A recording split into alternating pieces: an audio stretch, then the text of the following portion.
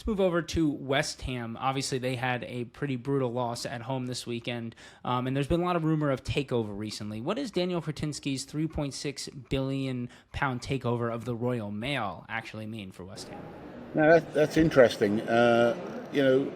We've all seen in the British newspapers the ongoing battle with Kretinsky trying to take over the post office, and there's been a very, very big political element around that takeover.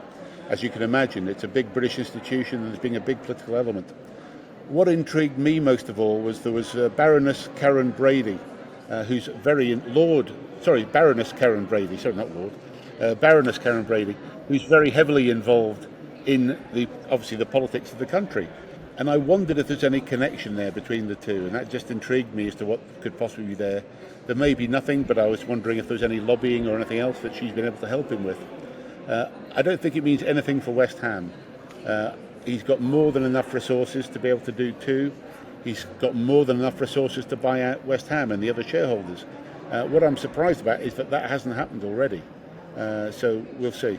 And I know that when we mentioned West Ham a few weeks ago, there was a big kickback from the West Ham PR people saying, no, the club's not for sale. And I accept it may not be for sale, but it doesn't stop people talking in the background, that's for sure.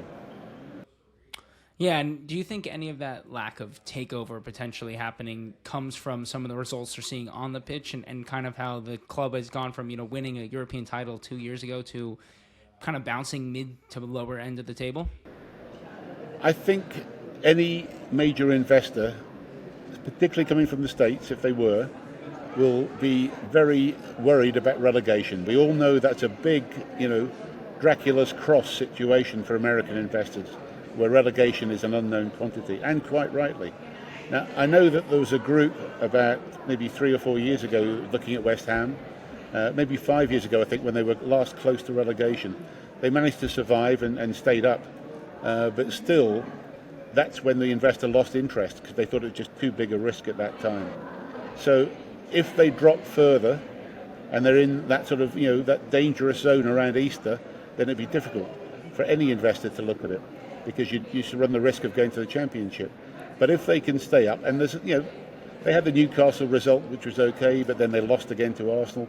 But if they can put together a string of results, I don't see any reason why West Ham should not be comfortably mid-table, and therefore any investor interest will probably heat up from Christmas onwards, I'd imagine.